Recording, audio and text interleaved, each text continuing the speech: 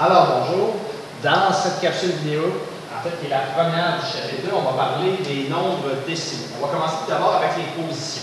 Nombres décimaux, c'est une façon de dire en fait nombre à virgule.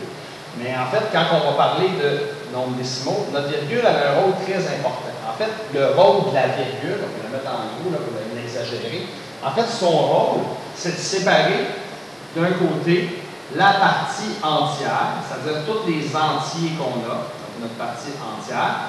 On veut se séparer de l'autre côté de la partie décimale.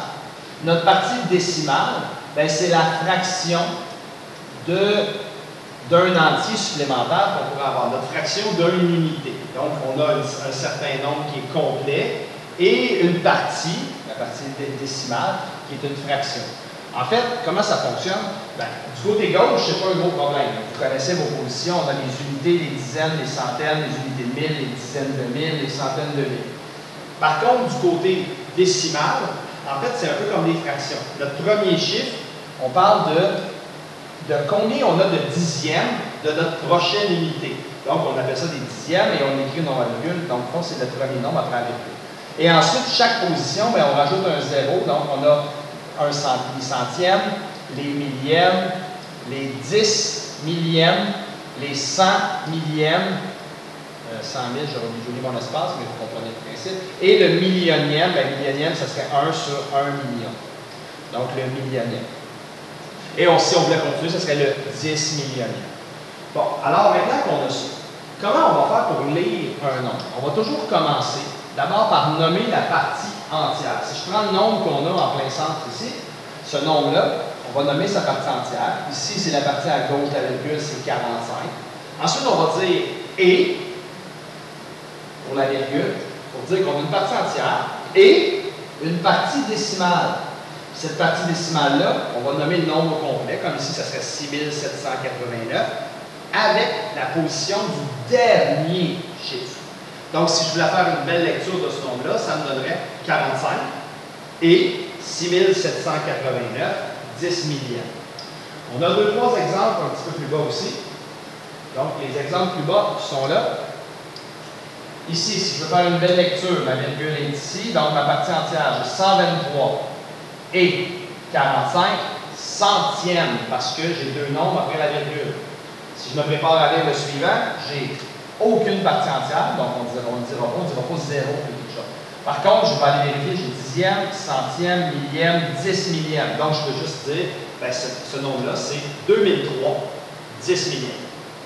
Je vous invite peut-être à peser sur pause, à tenter les deux prochains. Je vous rappelle que quand on veut écrire, il faut respecter les règles qu'on a vues à l'autre chapitre pour nos règles d'écriture quand on écrit des nombres. Donc, ces règles n'ont pas changé. Peut-être peser sur pause, essayez les deux, puis vous corrigez par la suite.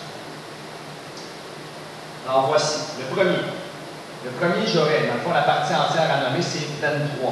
Donc, V-I-N-G-T, trait d'union 3. Voici mon nombre. 23 entier, donc j'écris pas entier, juste 23. Et, pour la virgule, il n'y a pas de trait d'union qui va ici. Dans le fond, mon nombre entre 1 et mon nombre, c'était 23, il n'y a pas besoin de trait d'union. Et, mon prochain nombre, c'est 18. 18. Et la position du dernier, la position du dernier, ici, c'était des millièmes. Donc, millième, évidemment, ça ferait S parce qu'il y en a 18. Donc, 23 et 18 millièmes. Le prochain, la partie entière, ça se trouve à être 3040. Donc, 3000, pas de S, parce que 1000 ne prend jamais de S, un trait d'union. Par contre, 3040.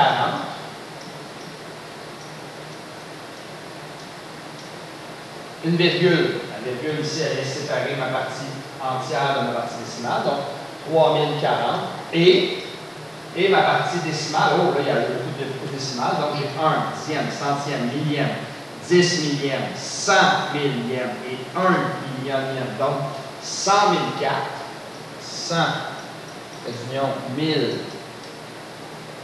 404, 4, 100, pas de S parce qu'il ne termine pas 404. Donc, j'ai pas ici 3040 et 100 404 millions.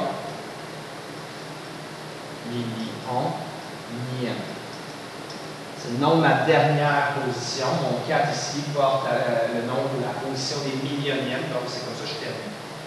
Maintenant, si je veux comparer des nombres décimaux, bien, pour comparer des nombres décimaux, des nombres à virgule, en fait, l'idée souvent, ce serait d'aller mettre égal. Au départ, quand on commence, on peut mettre égal les positions. Par exemple, ici, j'arrête au dixième, je veux le comparer avec un nombre qui s'en va jusqu'au millième. Donc, je pourrais très bien rajouter des zéros pour être dans les deux cas en millième. Donc, celui-là ici, j'ai 900 millièmes, alors que l'autre, j'en ai seulement 271. Bien, automatiquement, celui-ci est plus gros. J'aurais pu simplement aussi dire, je pars en fait de la gauche et je regarde position par position, donc unité, c'est égal. Virgule, virgule, après la virgule, j'ai 9 au dixième, l'autre, j'ai seulement 2. Automatiquement, j'aurais pu arrêter là aussi, mais je peux le mettre égal. C'est la même chose pour le prochain, je pourrais le mettre égal. Donc, celui-là ici, j'ai 8 millièmes, alors que lui, j'en ai 800 millièmes. Je peux faire ça, donc finalement, c'est celui-ci qui l'emporte ou qui est plus gros. Par contre, j'aurais pu y aller position par position. Unité, unité égale, virgule, virgule. Ensuite, dixième, c'est un 0, dixième, c'est un 8. Automatiquement, je peux arrêter là parce que, dans le fond, celui droit était plus gros. Alors, c'est comme ça qu'on va procéder pour la comparaison de nombres décimaux.